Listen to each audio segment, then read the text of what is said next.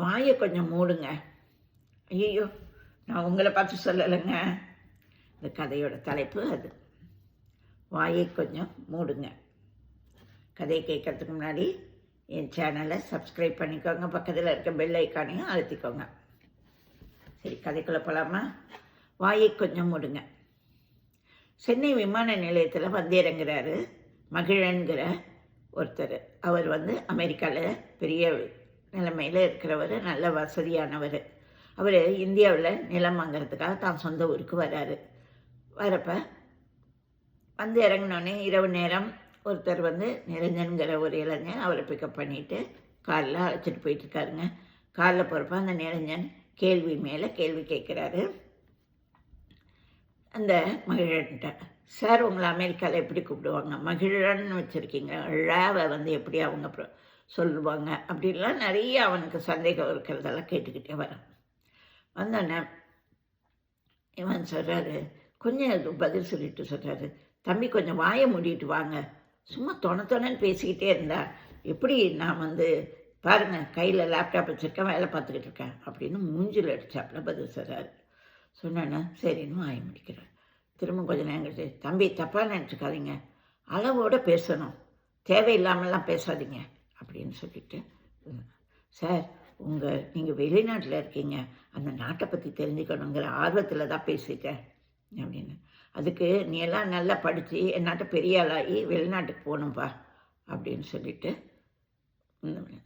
அப்படியே பதிலே பேசாமல் வரான். பேசாமல் வந்துக்கிட்டே இருக்கப்ப சொல்கிறான், சார் இது நம்ம நாடு, நம்ம நாட்டில் இருந்தால் மட்டும் என்ன சம்பாதிக்க முடியாதா அப்படின்னு கேட்குறான். அது ஒன்றை பார்த்தாலே தெரியுதே அப்படின்னு சொல்லி சிரிக்கிறாரு நக்கலை. இவருக்கு மூஞ்சில் அடிச்சாப்புல இருக்குது இந்த பையனுக்கு. அதுக்கப்புறம் பதிலே பேசலைங்க, வாயை முடிக்கிட்டே வரான். அவர் அந்த ஹோட்டல்லையே இறக்கி விட்டாங்க.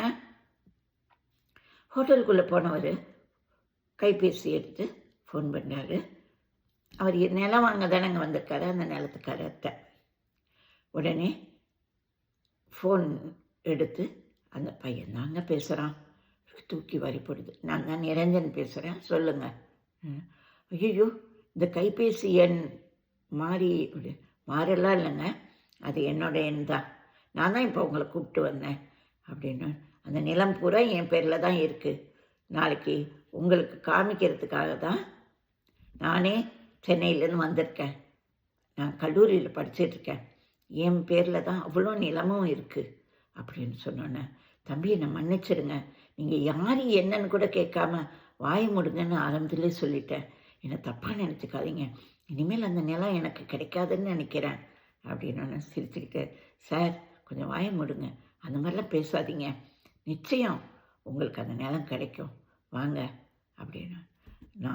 ஆனால் உங்ககிட்ட நான் பேசலாமான்னு தான் தெரியல அப்படின்னு கிண்டெல்லாம் சொல்கிறேன். ஐயோ தம்பி அப்படின்னு தப்பாக நினச்சிட்டிங்க போல் இருக்கு அப்படி. இல்லை வாங்க சார் அப்படின்னு சொல்கிறேன். நன்றி வணக்கம். யாரையுமே ஒரு கேள்வி கேட்டால் பதில் சொல்கிறதுல என்னங்க இருக்குது? சிலர் அப்படி தான் ரொம்ப அழுத்துக்குவாங்க.